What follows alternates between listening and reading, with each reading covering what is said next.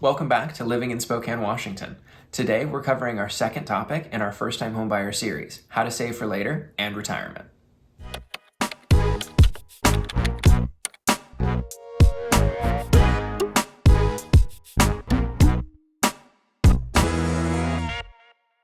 This video series covers all the basics to help you get on the right path towards owning a home. We've already talked about how to set up a strong financial foundation, and today we'll talk about the best strategies to begin saving money, and future videos will discuss deep dives into credit and how to get back on track from financial issues, and finally, what the home buying process really looks like. Welcome back to Living in Spokane, Washington. If you're new here, my name's Hunter McKay, and I'm your local real estate broker. Whether you're considering moving to the area or you're already a local just looking to make that step into home ownership, we're here to help. Drop me a comment or shoot me a message anytime, and we'll make sure to get you taken care of. Be sure to stay till the end of the video to make sure you get all the information you need to be successful in your financial journey. Before we begin, I want to emphasize that the information provided in this series is intended for education and entertainment purposes only. I'm a really great real estate broker, but I am not a financial advisor, and it's important to consult with a qualified financial advisor or professional to tailor any recommendations to your specific situation. So please reach out to me directly, and I'd be happy to give you a recommendation on who you can speak with. All right, first I want to talk about saving. Nobody likes it because we all like spending money. Let's face it, it's way more fun to spend money now than it is to save money for later, unless we get really inspired about why we're saving money for later. Because, come on, everyone's put money away to go to Hawaii or go to on a camp out or buy that thing that they really wanted, whatever it is. You are thinking about that thing right now that you already spent way too much money on and probably skipped out on some personal obligations in order to make happen. So we're all capable of it. And frankly, it doesn't really matter what our income level is. It does change our capacity to save towards bigger items, but people at all financial levels can find ways to cut their budget and save. Some will find it more challenging than others, and the choices to make will be more challenging. But even if you can save just a little bit of money every week, every month towards a larger goal, it's worth it. For those of us that find saving really challenging, or just like emotionally that's a no because I'm busy and I have too much going on, I want to challenge you to do something. You have already saved in the past. You just don't call it saving. You call it, well, I'm ignoring doing something else that I like. That way I can have this other thing that I can't afford right now. And so just pick a handful of things that are presently outside of your reach budget-wise and keep them medium size.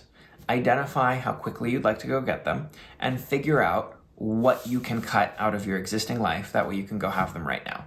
If you're single, this might be easy. If you have a partner or a family, you're going to have to figure out all the family budgets and partner issues, but this is still worth doing, and figure out how quickly you can get to that goal, because you can do this.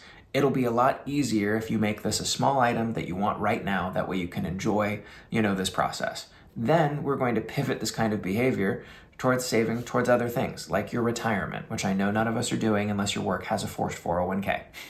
Another great way to improve your savings is make it automatic. We've already talked about in previous videos how a portion of your paycheck can just go to your savings account, and maybe that's an account that you make harder for yourself to access. Put it at a different bank, make it farther away, forget the password, give it to your father. Something that makes it harder for you to access. That way you can't binge shop at 10 o'clock at night like I do. Okay, I have a problem. The other thing that you can do is use something like Acorn or any of the other apps that do a roundup category. You can tie in your different cards, credit cards and debit cards that you use. And let's say that you go to Panda Express and you spend $17.38. You can say round up to $18, and they'll take that chunk of money and they'll either put it in an investment account or a 401k, or even just put it in a different savings account. And there are lots of apps that you can link that will do all of this automatically. And all of these little bits of savings won't necessarily impact your lunch. Let's face it, $17.38 or $18, basically the same thing when you're thinking about it. But over time, that compounded interest that you forget about in your daily life can really add up over the years. If you have any fun ways that are helping you save money, please comment down below. We'd love to hear them. If you have an IRA or a 401k offered through your company, especially if they offer company matching, where if you put in $1, they'll match with $1 themselves, max that out every single year. It is amazing when you finally retire how much money can be stored away in there. And frankly, even throughout the years, I've had clients liquidate their 401ks or IRAs in order to create their down payment on their new home. And so really, all of this money, great to contribute in there. If you don't have a 401k or an IRA through your existing company, you can start one. You can get one through Robinhood, you can get one through Charles Schwab, you can get one through Edward Jones or a number of different other companies. You just have to take a look at fees and accessibility again. Who do you want to talk to, a computer or a person? Sometimes there's a cost change. I really want you to take a look at savings and think about it like you're paying your retired self. You're not taking money away from yourself now. You're giving it to your future self at a time where you might not be able to make as much money and life will be dramatically more expensive.